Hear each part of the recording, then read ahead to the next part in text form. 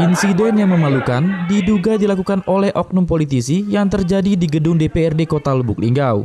Puluhan massa dari partai politik yakni DPC P3 Kota Lubuk Linggau diduga melakukan pemukulan hingga pengeroyokan terhadap Satpol PP yang tengah bertugas menjalankan keamanan saat diadakannya rapat badan musyawarah di gedung DPRD Kota Lubuk Linggau 30 Oktober 2018. Massa dari parpol ini datang sejak pagi sebelum rapat Banmus dimulai. Mereka memaksa masuk untuk mengikuti rapat. Karena tugas dan tanggung jawab yang diamanakan, 3 dari Satpol PP DPRD Kota Lubuk Linggau menjelaskan kepada massa untuk menunggu terlebih dahulu.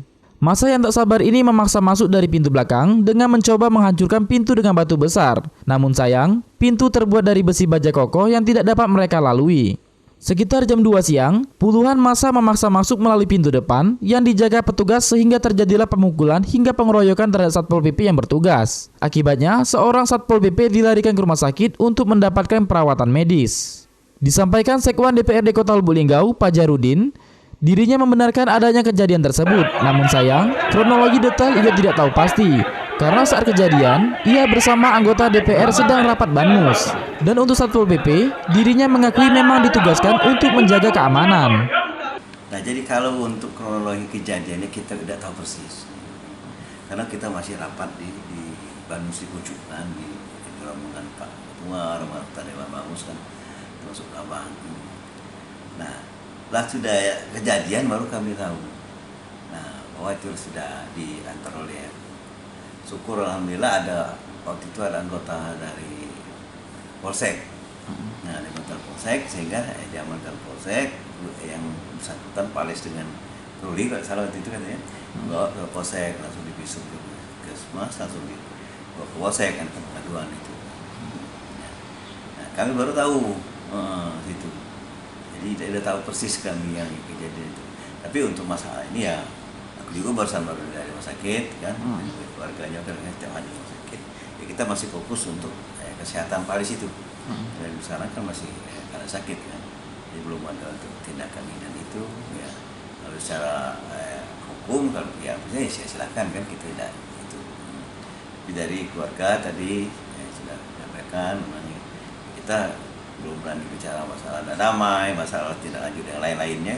Tapi dari pihak keluarga dan kami juga masih fokus untuk kesembuhan dari Paris ini. Menanggapi masalah ini, keluarga dari pihak korban, Randy, saudara korban menyampaikan saat ditemui media pers, dirinya sangat sedih.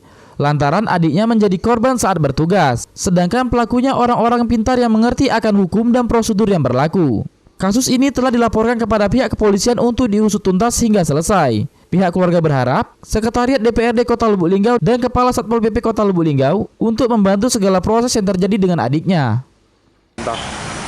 Keluarga permintaan cukup sederhana. Yang pertama kita meminta pimpinan DPRD termasuk Kasat Pol PP untuk bertanggung jawab dalam artian melindungi, dalam artian meminta pertanggungjawaban atas kejadian ini karena John Pales ini insiden ini terjadi dalam rangka menjalankan tugas. Itu yang pertama. Yang kedua, kita meminta pihak kepolisian untuk mengusut tuntas ya. Karena korban telah melapor dengan secara cepat, tuntas. Jangan sampai kejadian ini punya akses yang lain.